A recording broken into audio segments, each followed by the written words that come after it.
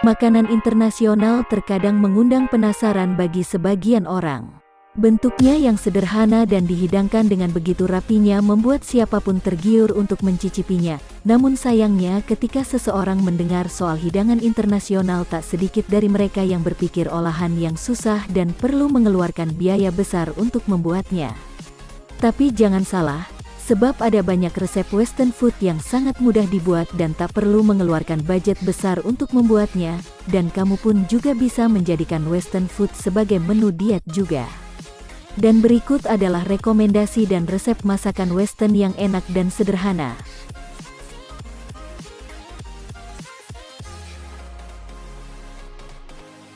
Lemon herb roast potatoes. Cara memasaknya adalah, panaskan oven dengan suhu 175 derajat Celcius. Siapkan loyang atau wadah tahan panas dan lapisi dengan aluminium foil. Cuci bersih kentang dan jangan dikupas kulitnya. Potong tipis kentang namun jangan sampai patah. Campur semua bahan dan aduk jadi satu sampai rata. Oleskan ke kentang dan pastikan tiap sela potongan terkena olesan bumbu. Panggang dengan suhu 175 derajat Celcius selama 30 menit. Oles lagi bumbu lalu kemudian panggang lagi selama 30 menit. Dan hidangan pun siap disajikan. Sapo tahu.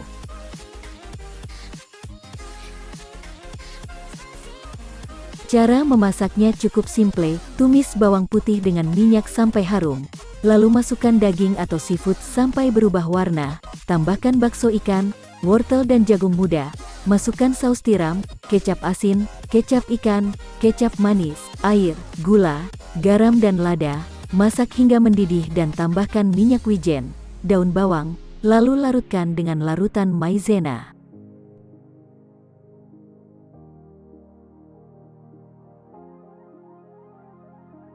French toast.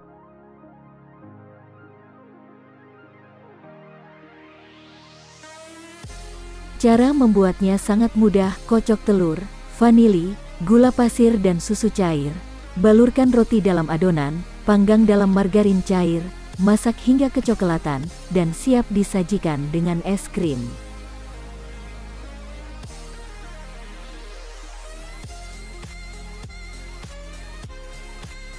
Chicken cordon bleu.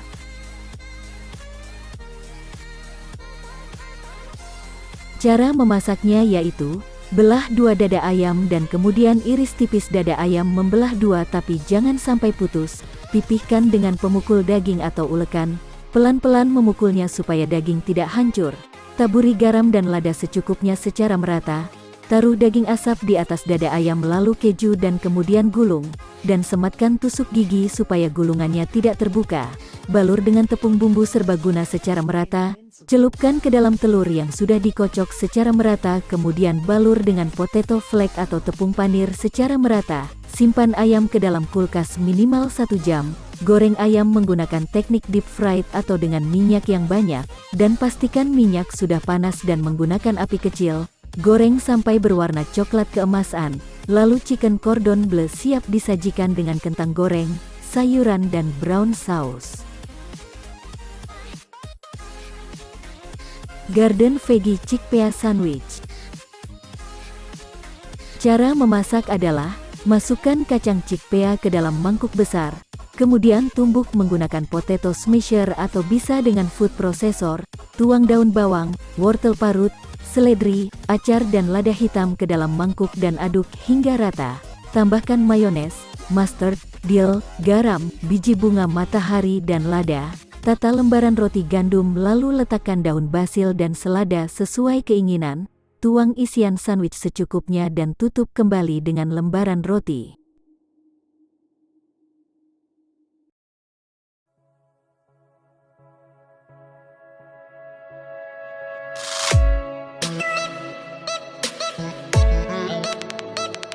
Popularitas Korean Wave membuat seluruh dunia tergila-gila budaya Korea, gaungnya bahkan sampai ke Indonesia. Berkat musik Korea, berbagai jenis hiburan dari negeri ginseng pun diterima warga Indonesia dengan baik, dan begitu juga dengan kulinernya. Sekarang ini cukup banyak restoran dan kedai yang menyajikan masakan Korea. Harganya pun variatif, ada yang ramah di kantong dan ada pula yang dibanderol dengan harga premium. Dan ini resep dan cara membuat masakan ala Korea yang bisa kalian buat di rumah. Tteokbokki. Tteokbokki merupakan sejenis kue berbahan beras yang disajikan dengan saus pedas berbasis gochujang. Karena harganya yang lumayan saat dijual di kedai atau restoran, akhirnya tak sedikit pecinta kuliner negeri ginseng yang penasaran dengan cara membuat tteokbokki sendiri.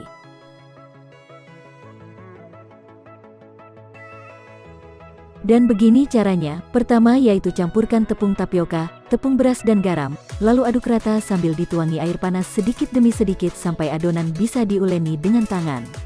Kedua yaitu uleni adonan dan buat seperti silinder dengan ketebalan sekitar 1 cm, dan setelah itu potong-potong sepanjang 2 ruas jari. Selanjutnya rebus adonan teok di dalam air yang sudah diberi sedikit minyak goreng agar tidak lengket. Jika sudah mendidih dan teok mengambang, angkat dari panik dan tiriskan airnya lalu sisihkan. Berikutnya haluskan bawang putih, bawang merah, dan cabai rawit, kemudian tumis dengan sedikit minyak goreng hingga harum. Lalu masukkan pasta gochujang dan tambahkan sedikit air, gula, garam dan merica, lalu aduk hingga rata. Lalu masukkan teok dan odeng atau bakso ikan, dan kemudian aduk hingga rata sambil dituangi minyak wijen. Kimchi sujebi. Ini adalah sejenis sup berbasis kimchi dan gochujang yang biasa disantap warga negeri ginseng. Pangsit di masakan kimchi sujebi dibuat dari adonan tepung terigu yang disobek-sobek dengan tangan kemudian direbus dengan kaldu hingga matang. Dan berikut resep dan cara membuatnya. Langkah pertama adalah membuat sujebi adalah campur tepung terigu, minyak goreng, garam, dan air secukupnya. Uleni dengan tangan hingga adonan lembut. Setelah itu masukkan ke dalam plastik lalu ikat dan masukkan ke dalam lemari es. Langkah selanjutnya adalah membuat sup kimchi. Panaskan air di panci secukupnya lalu masukkan kimchi, air kimchi, kentang yang sudah dipotong dadu, bawang bombay, bawang putih cincang, dan kaldu ikan. Masak hingga mendidih kurang lebih 10 menit. Setelah sup matang kemudian bumbui dengan gochujang, gula, garam, dan kaldu jamur. Keluarkan adonan sujebi dari lemari es, lalu tarik-tarik hingga melar dan tipis. Kemudian masukkan ke dalam panci dengan disobek-sobek menggunakan tangan, dan rebus sujebi bersama sup hingga matang, kurang lebih selama 3 menit. Setelah matang masukkan irisan daun bawang perai dan minyak wijen ke dalam kimchi sujebi. Japchae.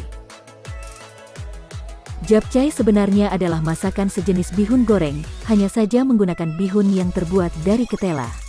Mie dimasak dengan kecap, madu, sayuran, daging, dan ditaburi wijen. Dan berikut adalah resep dan cara memasaknya. Langkah pertama adalah membuat bumbu rendaman daging, yaitu campur kecap asin, gula pasir, minyak wijen, dan bawang putih cincang. Lalu rendam irisan daging di dalamnya selama 15 menit.